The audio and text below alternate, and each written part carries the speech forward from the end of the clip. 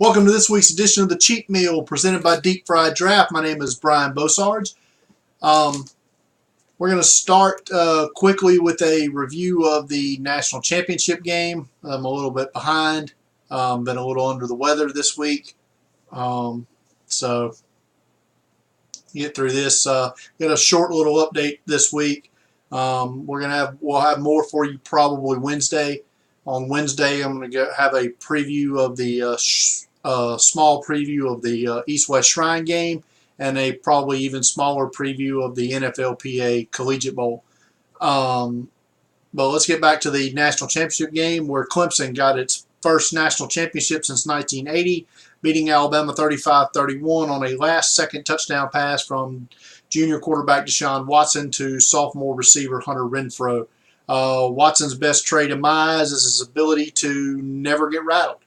Alabama's defense just put a beating on him the entire game, including early in the first quarter where he took a clothesline from Reuben Foster, probably where Foster should have been ejected for targeting. And then later in the game, he did a helicopter spin after another Reuben Foster hit. But again, he never got rattled. He always keeps his eyes down the field. Makes plays with his feet. He's going to likely stay as the top-ranked quarterback for me throughout the process. I can't see anything that's going to happen between now and the draft that's going to change that for me. He's got experience, toughness. Said he does throw interceptions at times that makes you scratch your head, but you know. He never lets it get him down, and he gets back and recovers from it.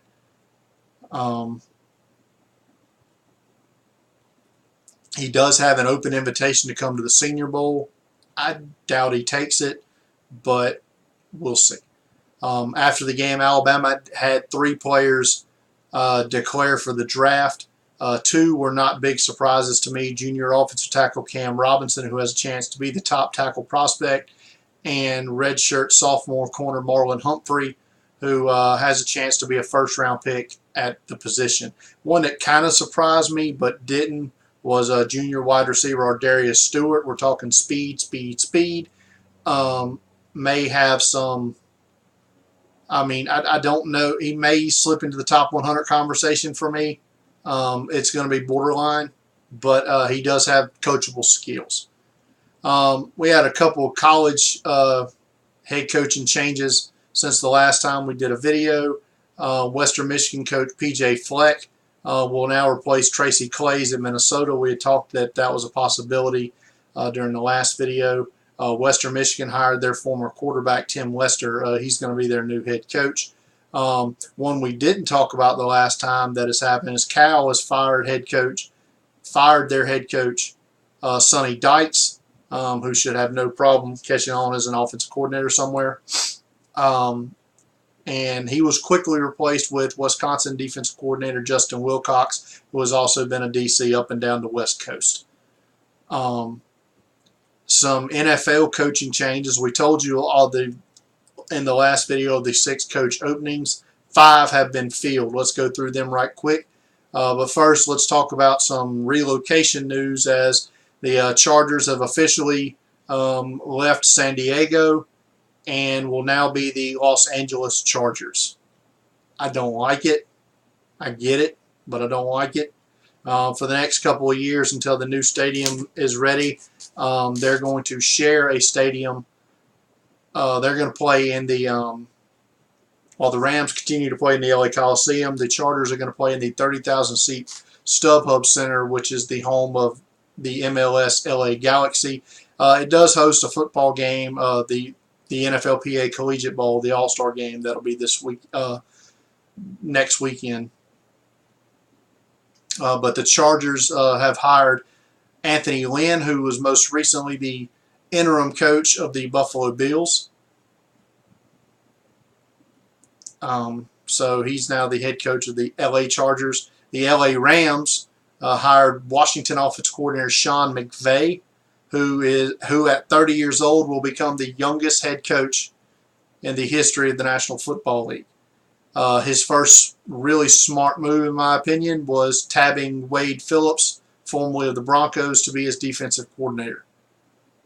The Buffalo Bills hired Carolina defensive coordinator Sean McDermott to be their new head coach. The Denver Broncos hired Miami Dolphins defense coordinator Vance Joseph to be their head coach. He tabbed former San Diego head coach Mike McCoy to be his new offensive coordinator.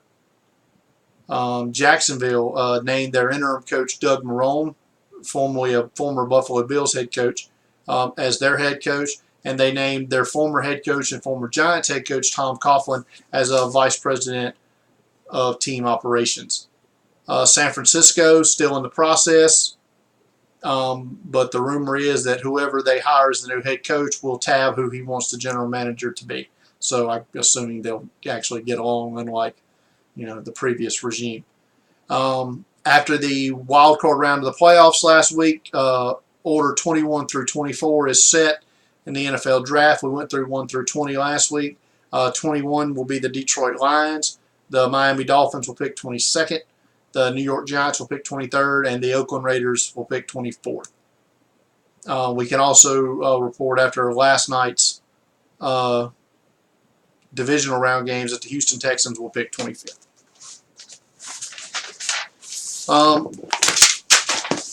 Excuse me. Last Monday, like I said, I am way behind here. The Senior Bowl added some more names to its roster. Its roster is nearing completion. Let's run through those names right quick. Fresh off a tremendous performance in the National Championship game, Clemson inside linebacker Ben Boulware, an undersized backer, but very instinctual. Florida junior outside linebacker Alex Anzalone. He is a junior graduate, so eligible to compete in the game.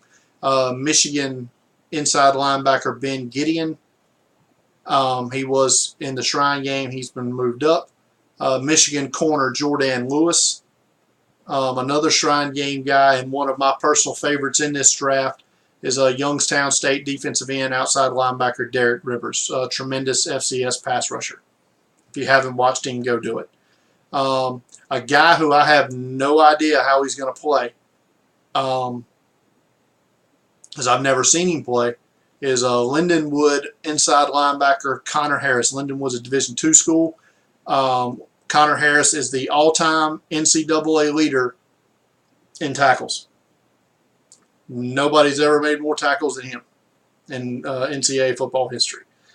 BYU inside linebacker Harvey Lange, been playing out of position this season, but will play his natural middle linebacker position in Mobile. Notre Dame defensive tackle Isaac Rochelle. Mississippi State offensive tackle Justin Senior.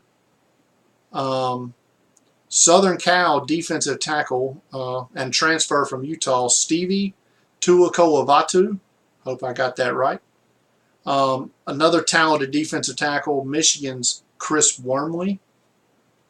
Underrated outside linebacker prospect from Houston is Tyus Bowser. Tremendous playmaker.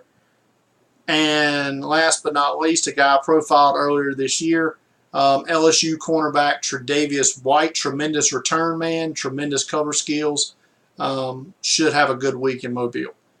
Another name they did announce but literally had to retract it the next day was Auburn defensive end Carl Lawson. It's reported by the Senior Bowl's Phil Savage that Lawson, they were informed when they extended his invitation, they were under the impression he would be a December graduate. He did not, so he will graduate in May, thus making him ineligible for the game, so they had to rescind the invitation, which is a shame because I would have loved to have seen him there. I would expect to get a few more Senior Bowl announcements probably early this week. One name I have heard, but I won't say anything yet until it's officially announced. But he's currently scheduled to play in the Shrine game. I wasn't told he will play both. So we'll see if he is announced by the Senior Bowl this week. Just looking at the Senior Bowl roster, it looks like they need 2 more tight ends to fill out the roster to get their usual number they have. They also need 1 more running back. just a suggestion on my part for one of the running back and tight end spots. For the running back, I haven't seen anywhere is Tarek Cohen of North Carolina A&T. Have not seen him invited to any All-Star game, nor have I seen Fordham tight end Faison Odom. Two guys I really like and think they deserve a shot to play in Mobile. That's going to do it for this week's edition of the Cheat Meal. Like I said, we'll be back with a preview of the two All-Star games for next weekend, the Shrine and the NFLPA game later on this week. For now, thanks for watching. Follow us on Twitter at Deep Fried Draft, Facebook.com/Deep Fried Draft, search YouTube Deep Fried Draft or Brian Bosarge, and hit the subscribe button to see more videos just like this. Thanks for watching. Good night.